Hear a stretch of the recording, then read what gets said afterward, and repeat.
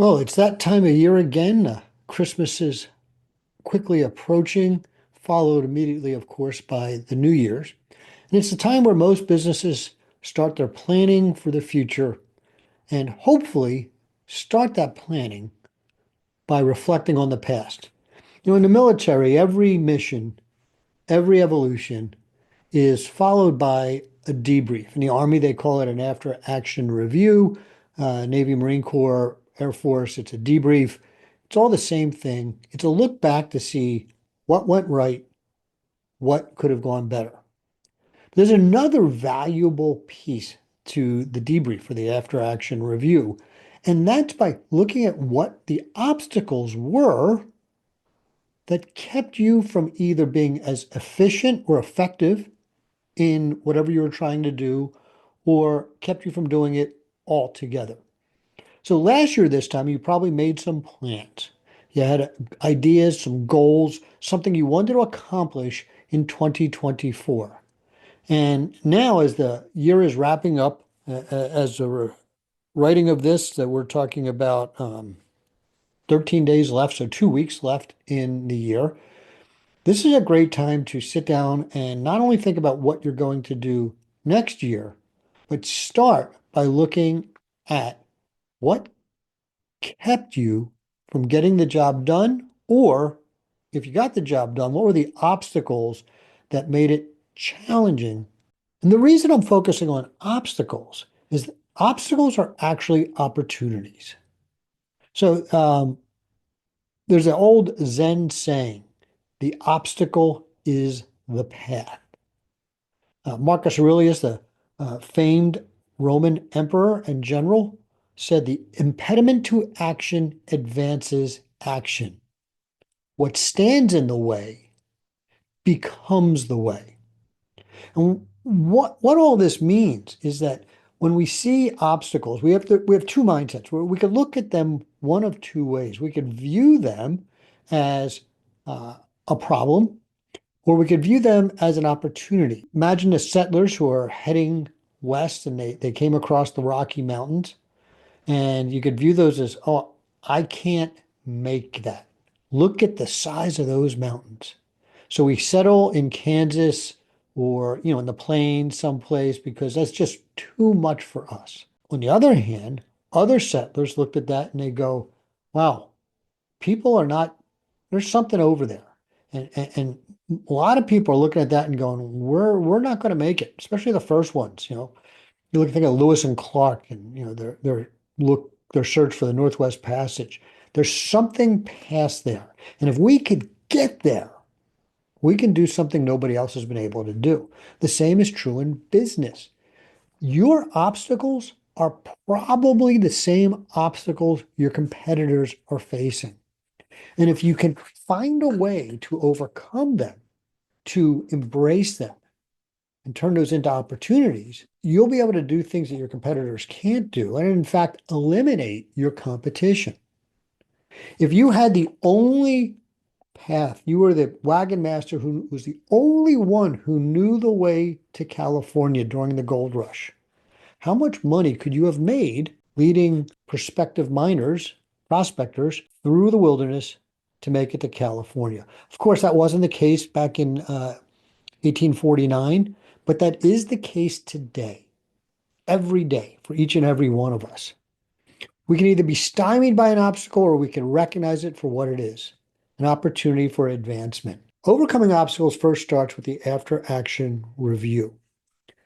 So, what do we do? How do we look at these things? What do we need to do in order to see the obstacle as an opportunity? Stoicism, ancient philosophy of the Greeks, teaches us that we need three things to take action, right? Or to turn obstacles into opportunities. The first is an objective judgment. In other words, we need to be able to see things for how they are now. What is really, whenever the economy is, quote, weak, it's strong for somebody. There are always winners. When Rockefeller made his fortune, uh, in 1837 was when he got into business. It was because he got into business during a very difficult economic time. And he took the opportunity to learn the lessons of those times. And in each subsequent economic downturn, including the Great Depression of 1929, Rockefellers made money. They were able to seize the opportunity. And it's because they were objectively able to see what was going on. You have to exist in reality.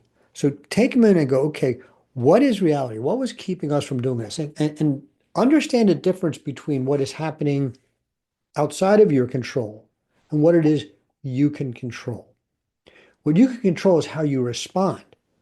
But first, we need to know what's really going on. Then you need to be willing to accept those outside conditions. You need to not rail against them, not fight against them. Not, whoa, I wish this hadn't happened. And we just went through an election. Half the country was disappointed with the election, according to the numbers. Well, not quite half, but more than 40%, 47, whatever that number is, was disappointed with the results. 4 years ago, it was a different half the country was disappointed, right? You can fight against it. You can rail against it. You could say, "Oh, this isn't fair. This isn't true. This is what happened. This is et cetera, et cetera, et cetera," right? But the reality is, you need to accept it because you can't deal with it if you don't accept it. And then you take unselfish action. So when you objectively judge what's going on, not subjectively, not what we wish happened, what do we think happened, right? Not, right, but what are actions did we take? What actions? What are we responsible for versus what are the things that happened that were outside of our control? What are the things we can control? What are the things we can be accountable for? And what are the things that we're not outside of our control? Look at them and accept them. This is the way it is.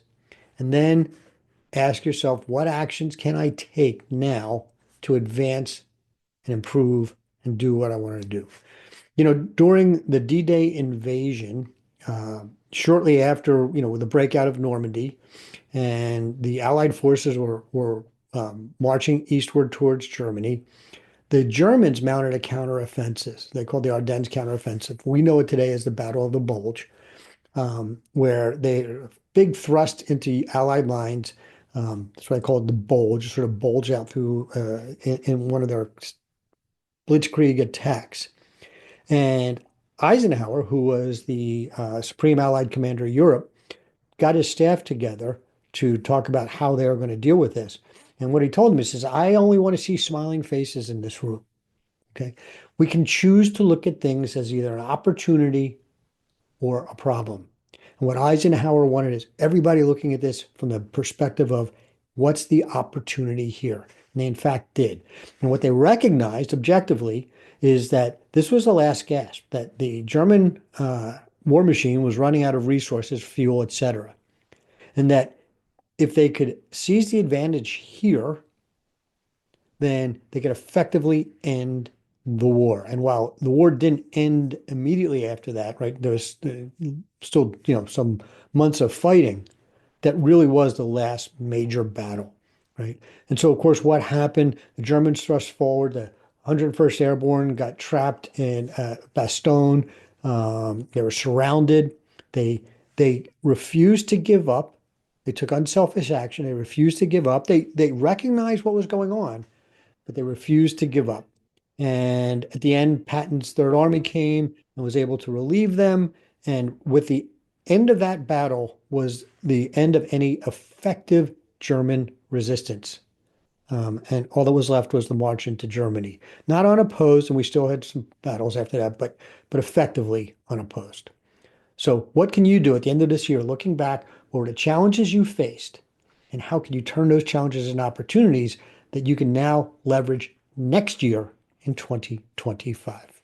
Thanks for watching. If you found this helpful, hit subscribe and check out these videos for more business planning and leadership strategies. See you in the next one.